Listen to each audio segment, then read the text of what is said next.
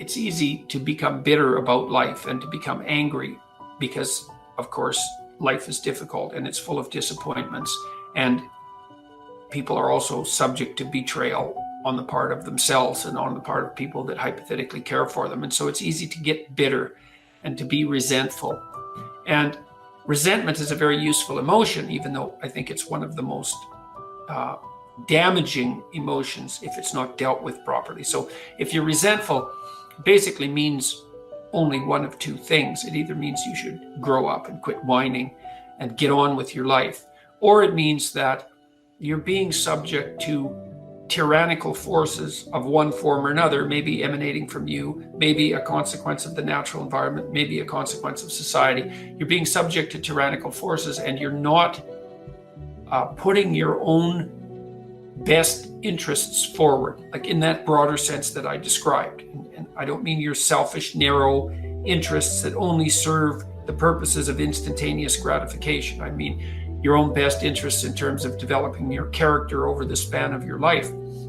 If you're resentful, it either means that you're immature and that you should grow the hell up. And so you need to figure out how much of your resentment is that, and maybe allied with the desire to find other things or people to blame. But the other possible option is that you have something to say or do, right? Because you're in a situation where you're violating your own internal ethical standards and you're being required, pressured, let's say things you don't believe or to do things that you believe to be wrong.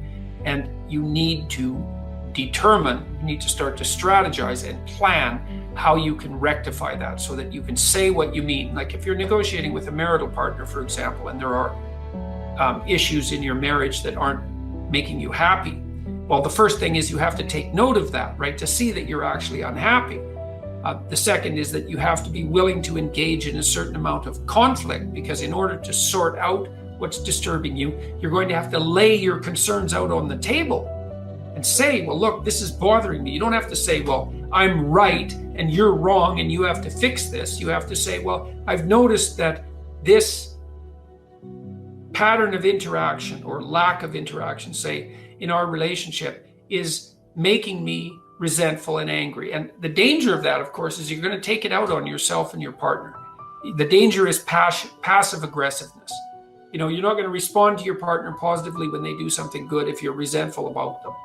And you're not going to respond to yourself properly. And so you have to lay it out on the table, but sort of in a spirit of ignorant humility. It's like, look, I'm frustrated. I'm feeling this way about our relationship. Here's what I think might be going wrong, maybe on my part and maybe on your part. And here's what I envision as a possible solution. That's also really necessary if you're going to say what you have to say, which is to manifest yourself properly in the world. Is you can't just complain about what's wrong. You have to think, well, what would my minimal preconditions for satisfaction be? You have to offer that to the person that you're negotiating with. And so then you learn to abide by the truth to the degree that you can do that. And no one does it perfectly, you know, but it's very useful because you're not storing up a whole sequence of memories about how you were unfairly treated and abused and betrayed.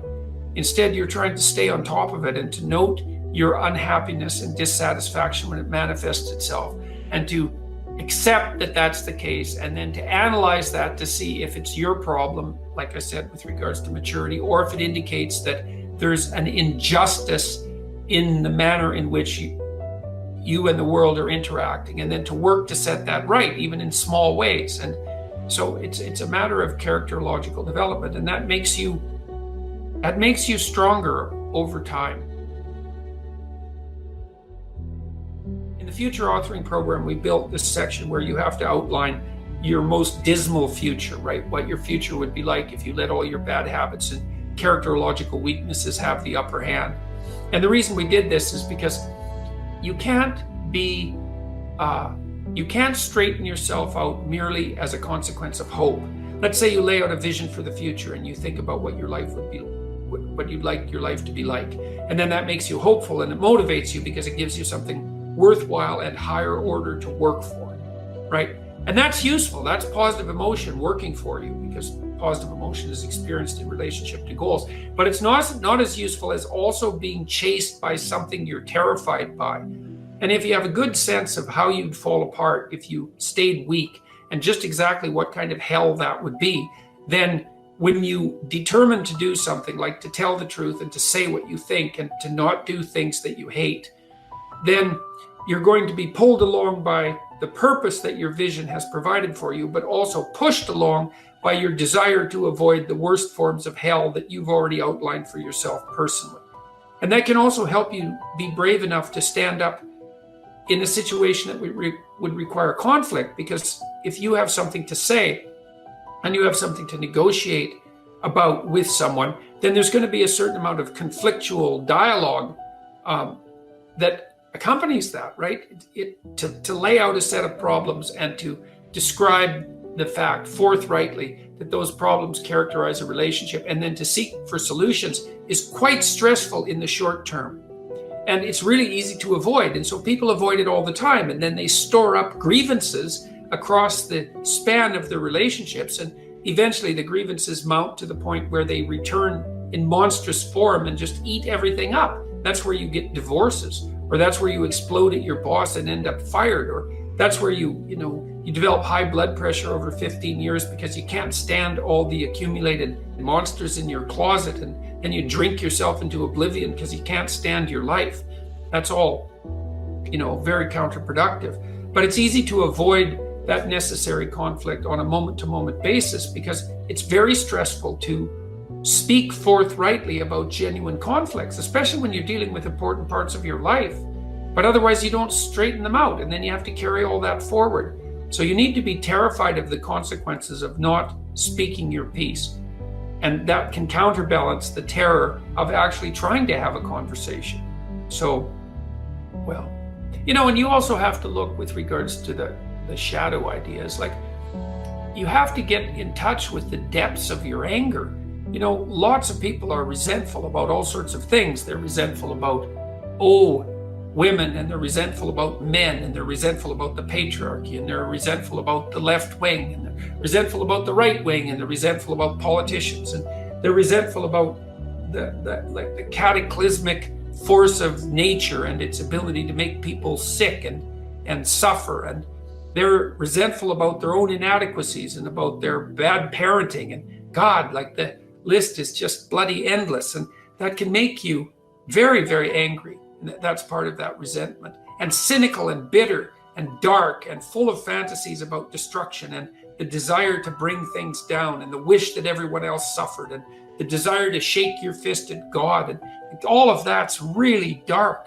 Jung said, the human shadow extends all the way down to hell. And he really meant that, because all the terrible things that people are motivated to do are associated with that shadow domain. And none of you are saints in any likelihood. You have a terrible capacity for destructiveness. And when you start to consult your resentment and to see how angry you are, it can terrify you to see the depths of that anger. Sometimes that'll manifest itself in very destructive fantasies, which you might not want to become conscious of because they're so brutal, let's say, and so aggressive that you can't even believe that you generate them, the nice person that's you.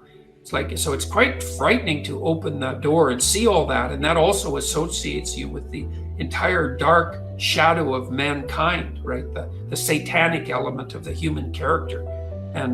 But it opens the door to understanding as well, to understanding how people can do terrible things, because you could see yourself as one of the people who could do terrible things.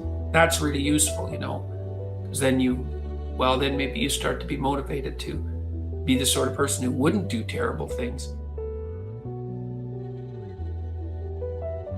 It also is in perverse sense, it's also a discovery of your own strength, though, because, if you have that desire for aggression, that desire for destruction, and that ability to fantasize in that aggressive manner, it also means that you can incorporate some of that into your speech and into your actions so that you're a lot more immovable, right? And a lot more of a force to contend with.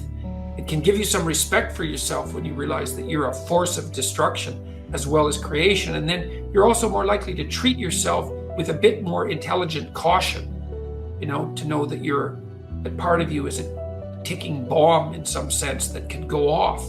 And so you tread a bit more lightly around yourself, and maybe you encourage people to tread a bit more lightly around you as well, which isn't such a bad thing. And all the people that I really admire, that I know, have a clearly dangerous side, and you don't want to have that activated any more than necessary. But it's also what makes them respectable and strong, especially if they have that under control. So, that's a bit of a dialogue about shadow integration. It's a very challenging undertaking, to pull in that dark side of your character. And that would be all the things that you've repressed or failed to develop as a consequence of trying to be a harmless and, let's say a harmless citizen who looks virtuous on the surface. That's the Jungian persona.